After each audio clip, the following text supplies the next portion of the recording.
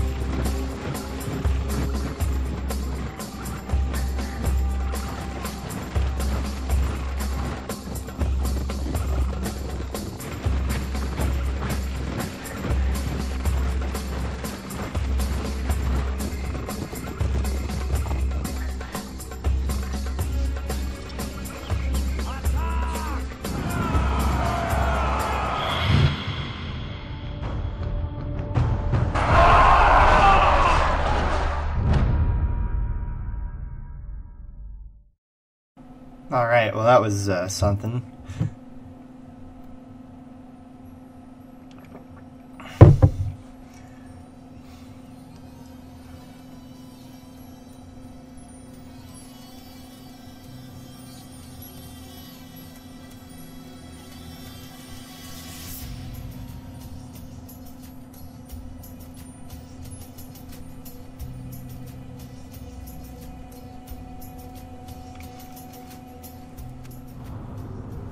A sultan for India.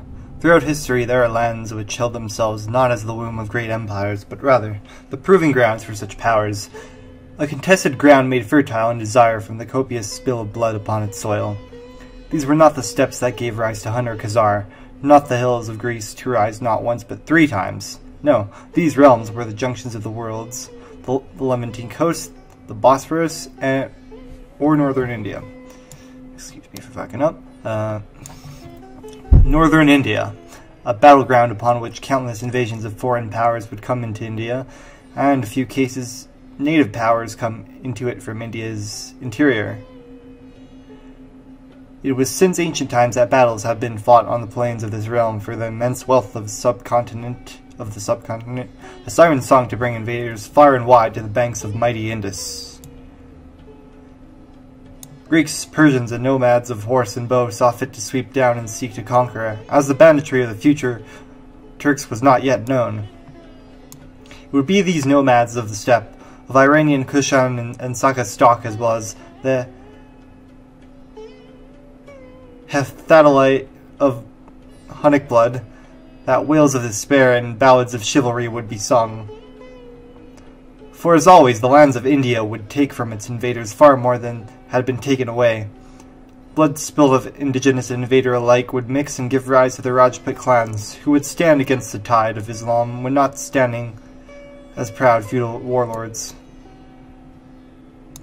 But the tale of the Sumer Mamlaks of Sindh could not begin simply with the Rajput clans, but rather come about as the synergy of the Sumer Rajputs and the Arab invaders. The first arrival upon the realm at the mouth of the Indus by the Muslims would occur in the twilight following the death of the Prophet, yet it would be under the Umayyads' brilliant 17-year-old general Muhammad bin Qasim that Sindh was truly brought into the fold of the Islamic world. Yet even as the Arab rule would linger in Sindh for 3 centuries, it would be a fusion and not a domination of the cultures that occurred, centered upon the cosmopolitan city of Mansoura. It would be in the years of Arab domination that the Sumer would ascend to where they are today as the Mamlaks of Sindh. The Rajput clan, once Hindi, with many still remaining true to the face of their ancestor, the Sumer intermarried with the landowning Arab aristocracy and rose in power. In the early 11th century, the Sumer would come to overthrow the Arab rulers of Sindh and re-establish native Sindhi rule to the region. Though their dynasty was of mixed and Sindhi ancestry, yet the Sumer's ascent was not in a vacuum, and as the yoke of Arab rule was thrown away, the pressures of Turkish domination loomed ever close. In ever the repeat of history, the new invaders rode down from the steppe, Turks and Persians of Mahmud of Ghazni striking hard at the heretical Sumeru. Years may have come since the destruction wrought by the Ghaznavids, yet the ominous signs of the Ghurids are impeccable in repeating the very same tune of history that sung its bloody song throughout northern India. Straddling the Islamic and Hindu world, the Sumer are a tide between rigid earth and crashing sea. Whether that tide will bend below the waves, rise to shelter the earth, or come to run straight and strong in denial, to either depends upon the Rajput Mamlaks of Sindh. Alright. So that's a little intro. It provides a bit of a historical context, I guess. It's a little bit convoluted and a bit theatrical for it to be, well, super clear on everything, but I still got most of what it meant. Okay, we're not at war with anyone. Religion Shia Islam, so it looks like they implemented Sunnism and Shiism, because in older versions of Broken Crescent it was just Islam was one religion. Alright.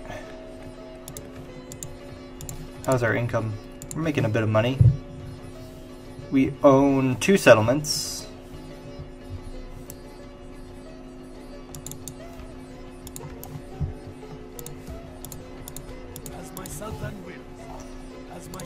Okay.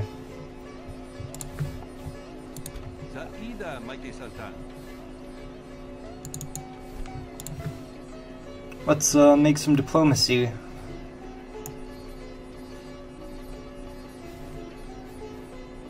Let's go like this. Okay. First we'll treaty with the Ghaznavids and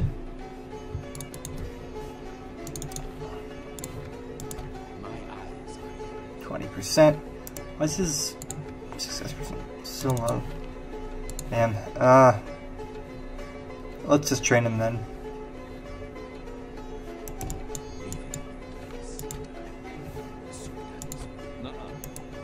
Seeking an audience, mighty son. My eyes from the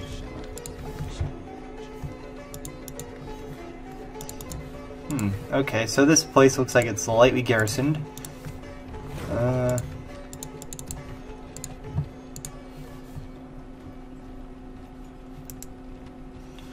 Train them will be more. Okay, it'll be a weapon upgrade, it seems like.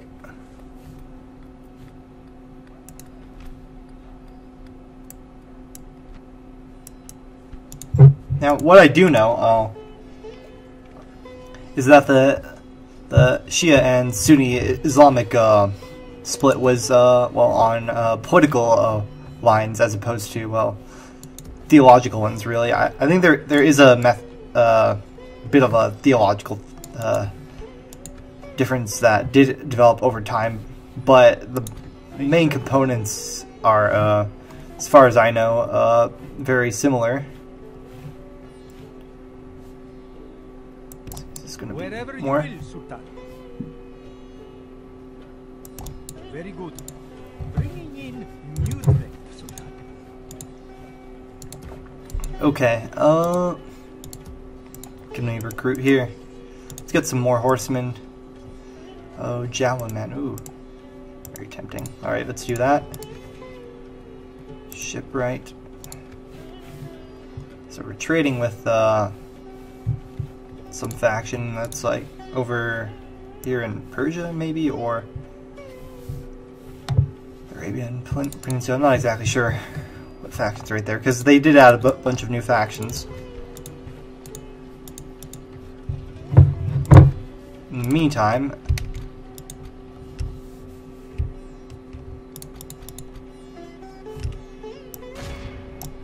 We will engage them honorably.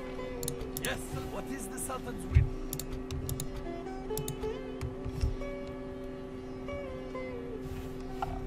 okay, let's do this then.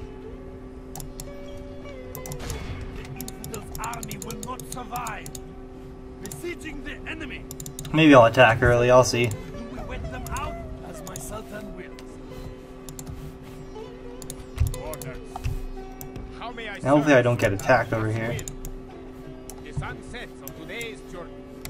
I think this place is kind of impassable, so they'd have to come around maybe through here or over here if they want to attack me. The Rajputs, that is.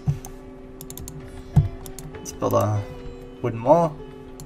I think I'll lower the tax rate to promote growth. This is a castle, so I can't really do much about it. Hold on, this is 5237. If I shift my capital, can I? Doesn't seem to make a difference, does it? Alright. Yeah, so you get further inland is better because I'm going to be expanding further inland as opposed to near the coast just yet.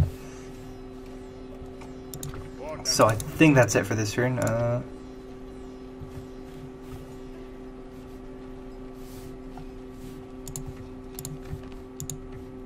Alright. That's a relatively short intro episode of this new version of Broken Crescent. So I hope you guys are enjoying it so far, even though we haven't really done much. And we'll see you guys next time. Oh, let's end the turn actually. See what happens.